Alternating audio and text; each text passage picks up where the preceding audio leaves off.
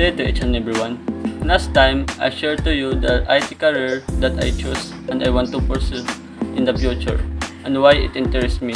And now, I will discuss on how to protect computer or mobile devices from malware and other viruses. And after that, I will also discuss the core role of etiquettes. But first, let me introduce myself. I am Markel M. Daglag, a student of BSIT First Year, Section A.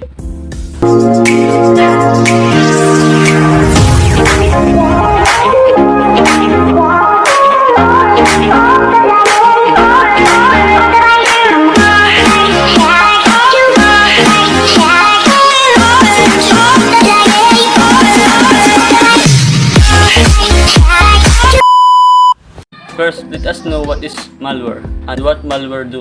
Malware, short for malicious software, is a catch-all term for viruses, worms, trojans, and other malicious computer programs used by hackers to cause havoc and get access to sensitive data. Malware is a catch-all phrase to refer to any software designed to inflict damage to a single machine, server, or computer network. According to Microsoft, malware can infect networks and devices and is designed to harm those devices, networks, and/or their users in some ways. Depending on the type of malware and its goal, this harm may present itself differently to the user or endpoint. In some cases, the effect malware has is relatively mild and benign, and in others, it can be disastrous. No matter the method, all types of malware are designed to exploit devices at the expense of the user and to the benefit of the hacker, the person who has designed and/or deployed the malware. And here are the different types of malware have unique traits and characteristics. Types of malware included the following. Different types of malware and how anti-malware stops them. Adware.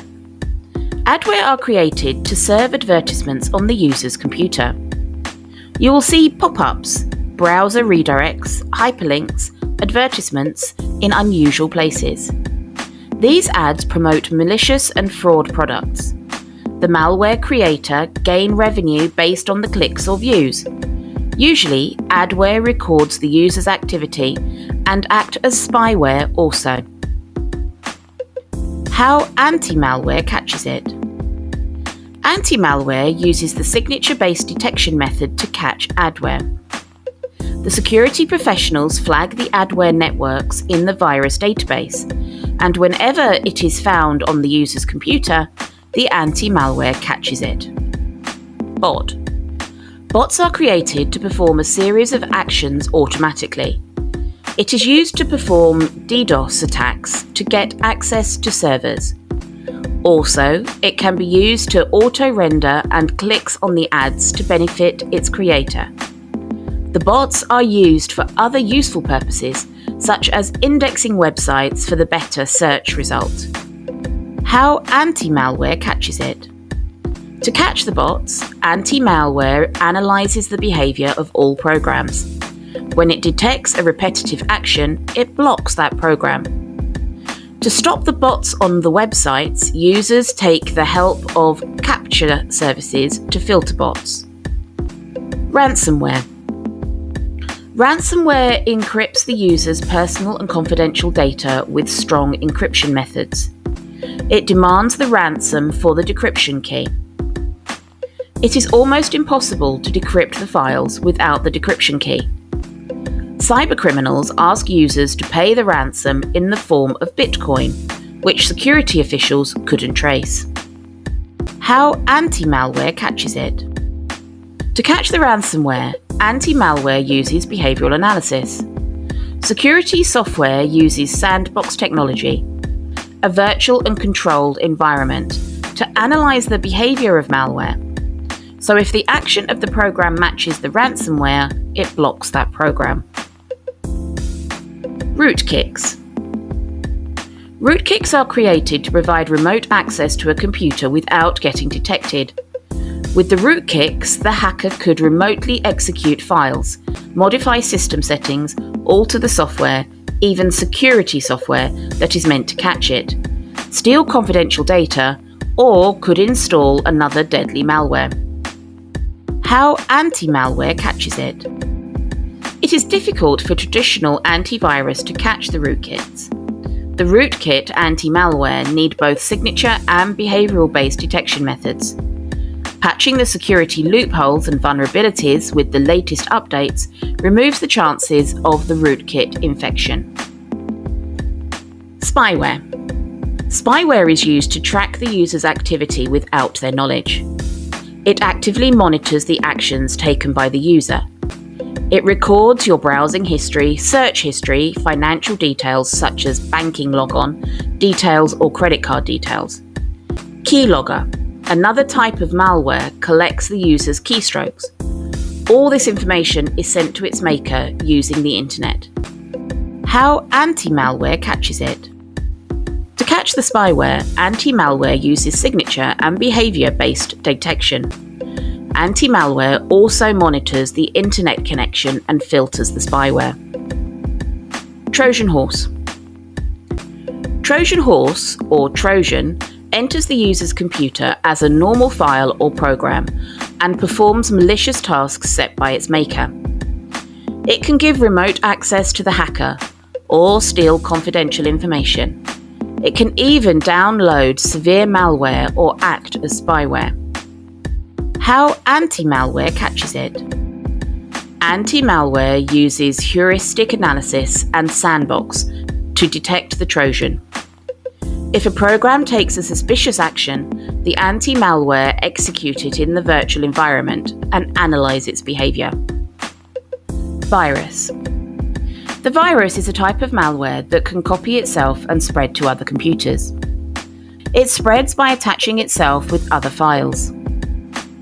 If there is a virus on your system, it can't take any action unless the user executes it. The viruses can delete or corrupt the system files and make the computer unusable. How anti-malware catches it. To catch the virus, anti-malware primarily uses signature-based detection. However, for some complex viruses, anti-malware also uses behavioral analysis. Worms. Worms are similar to viruses. While the virus needs the user's action to spread, the worms don't require that. The worms could have payloads that could damage the user's computer. It can spread on its own by exploiting the network or system vulnerability. It is designed to overload the web servers by consuming bandwidth. How anti-malware catches it. Anti-malware needs a signature and behavioral-based analysis to catch the worms. It also needs to have a network monitor feature to catch it, since worms spread through the network usually. These are common types of malware. Regular antivirus isn't capable of catching all these threats. A modern anti-malware, which has the behavioral analysis along with the signature-based detection, could catch all these threats. The anti-malware should also support cloud-based scanning and sandbox features. MalwareFox anti-malware contains all these features and works efficiently on all these types of threats. It uploads the suspicious programs to the cloud for scanning so that your system runs smoothly while the scan is going on. To protect your system from all these different types of malware, install MalwareFox anti-malware on your system. And now let's proceed to the core rules of netikets. Netikets or network netikets is considered with the proper way to communicate in online environment. Here are the sum of the core rules of netikets wherever you communicate in the virtual world. Rule 1. Remember the human when communicating electronically, whether through email, instant message, discussion post, text, or some other method. Practice the golden rule. Do unto others as you would have others do unto you.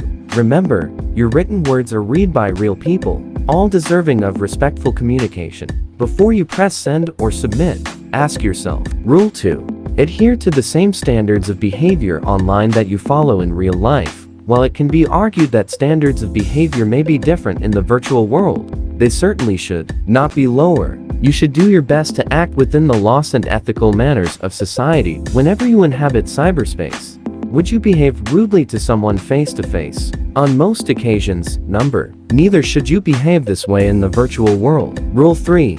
Know where you are in cyberspace. Netiquette varies from domain to domain.